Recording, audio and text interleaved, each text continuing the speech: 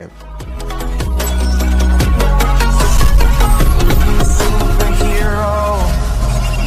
Ghost rider और Odin Marvel comics के ऐसे दो पावरफुल कैरेक्टर्स हैं जिनके पावर्स की कोई ट्रू लिमिट नहीं। और जहां ओडिन एक ऑल फादर है, वही घोस्ट राइडर के अंदर एक स्काई फादर लेवल बीइंग ज़ेराथोस है। तो क्या होगा जब हम इन दोनों कैरेक्टर्स को आपस में कंपेयर करेंगे।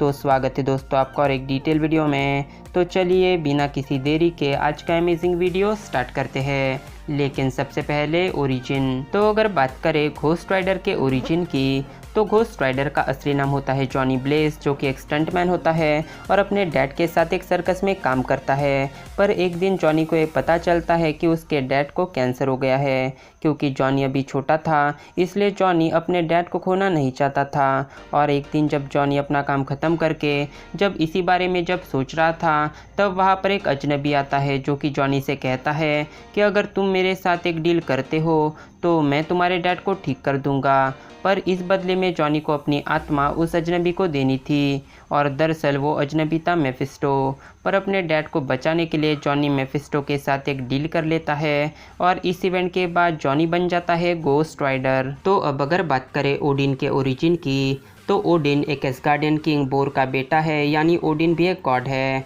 और एक ऑल फादर होने के अलावा ओडिन 9 रेलम्स का एक प्रोटेक्टर और एसगार्ड का एक किंग भी है। तो अगर बात करें ओडिन के स्पीड की, तो ओडिन एक ऐसे कैरेक्टर है जिनके स्पीड की कोई ट्रू लिमिट नहीं।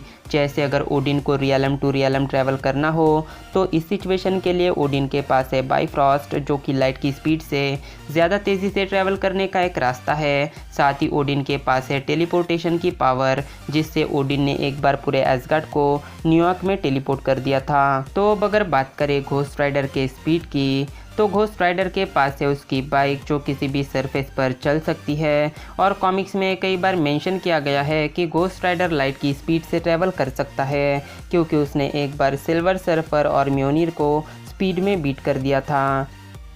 तो अब अगर बात करें घोस्ट राइडर के स्ट्रेंथ की, तो घोस्ट राइडर के पास है super human strength, super human durability, super speed, healing power, size shifting, shape shifting, telepathy, telekinesis, enhanced senses और super human stamina. Ghost rider hellfire को कंट्रोल कर सकता है, अदर डायमेंशंस में ट्रैवल कर सकता है और सोल्स को भी मैनिपुलेट कर सकता है। तो अब अगर बात करें ओडिन के स्ट्रेंथ की, तो ओडिन एक एस्गार्डियन गॉड है, इसलिए ओडिन के सभी पावर्स गॉड लाइक है। जैसे God like strength, God like durability, God like speed, Odin force, teleportation, portal creation, time manipulation, size shifting, shape shifting, illusion creation, energy absorption और element control. Odin ने एक battle में shorter की eternal flame को neglect कर दिया था और इसके थोड़ी देर बाद ही ओडिन ने सर्टर की लाइफ फोर्स को भी एब्जॉर्ब कर लिया था। साथ ही ओडिन ने एक बैटल में गैलेक्टस को भी अनकॉन्शियस कर दिया था, जो कि एक पावरफुल कॉस्मिक एंटिटी है। और ओडिन एक ऐसा कैरेक्टर है जो कि यूनिवर्सल लेवल पे लिटरली कुछ भी कर सकता है। तो ओडिन एक ऐसे कैरेक्टर है जिनके ड्यूरेबिलिटी की कोई ट्रू लिमिट नहीं। ओडिन इतने ज़्यादा ड्यूरेबल है कि प्लैनेट अर्थ के किसी भी वेपन का असर उन पे नहीं होता। ओडिन ने गैलेक्टस के एनर्जी ब्लास्ट को भी फेस किया है, जो कि प्लैनेट डिस्ट्रॉय करने की ताकत रखते थे।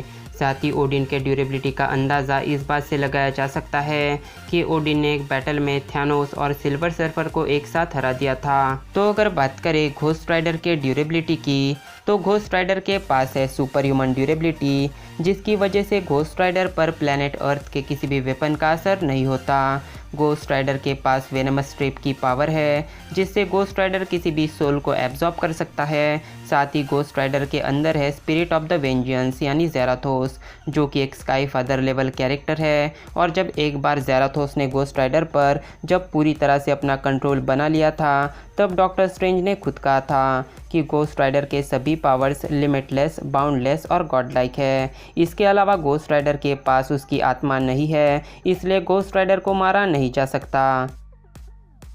तो अगर बात करें घोस्ट राइडर के वीकनेसेस की, तो घोस्ट राइडर की कोई भी बड़ी वीकनेस नहीं है। पर घोस्ट राइडर की जो वेनम स्ट्रिप की पावर है, वो किसी भी सिम्बियोट पर असर नहीं करती। साथ ही अगर किसी अपोनेंट की एक से ज़्यादा आंखें हो, तो इस पर भी वेनम स्ट्रिप काम नहीं करती। तो अब अगर बात करें ओडिन के वीकनेसेस की, तो ओडिन एक ऐसे कैरेक्टर है जिनकी वैसे तो कोई भी बड़ी वीकनेस नहीं है, लेकिन कॉमिक्स में कुछ ऐसे मोमेंट्स भी आए हैं जहां हमें ओडिन की कुछ वीकनेसेस देखने को मिली, जैसे कि ओडिन स्लीप। तो जब भी ओडिन अपनी ओडिन फोर्स को लिमिट से ज़्यादा यूज़ करते हैं तब ओडिन को जाना पड़ता है ओडिन स्लीप में, और ये एक ऐसी सिचुएशन है जिसमें ओडिन को एक मोर्टल भी मार सकता है।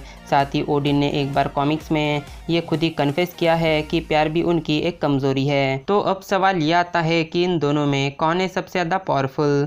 तो अगर बात करें स्पीड की, तो स्पीड में ओडिन गोस्ट राइडर से आगे है, क्योंकि जहाँ गोस्ट राइडर के पास लाइट की स्पीड है वहाँ ओडिन के पास टेलीपोर्टेशन की पावर है, और टेलीपोर्टेशन को लाइट की स्पीड से ज़्यादा फास्ट माना जाता है, इसलिए स्पीड में ओडिन गोस्ट राइडर से आगे है। स्ट्रेंथ में भी ओडिन घोस्ट राइडर से आगे है, क्योंकि जहाँ ज़ेराथोस ने बस अपने फुल पावर से मेफिस्टो को हराया है, वहाँ ओडिन ने अपने पावर से गैलेक्टस जैसी कॉस्मिक एंटिटी को भी बीट कर दिया था, जो कि एक बड़ी बात है। ड्यूरेबिलिटी में दोनों कैरेक्टर्स इक्वल है, क्योंकि ये दोनों कैरेक्टर्स एक्यूरेटली कितने ज़्यादा ड्यूरेबल है इसकी ट्रू लिमिट अब तक अनरिवील्ड है। तो अब इन सब बातों को डिस्कस करने के बाद अब अगर इस बैटल में मुझे किसी को अपना वोट अगर देना हो तो मेरा वोट या ओडिन के साथ है।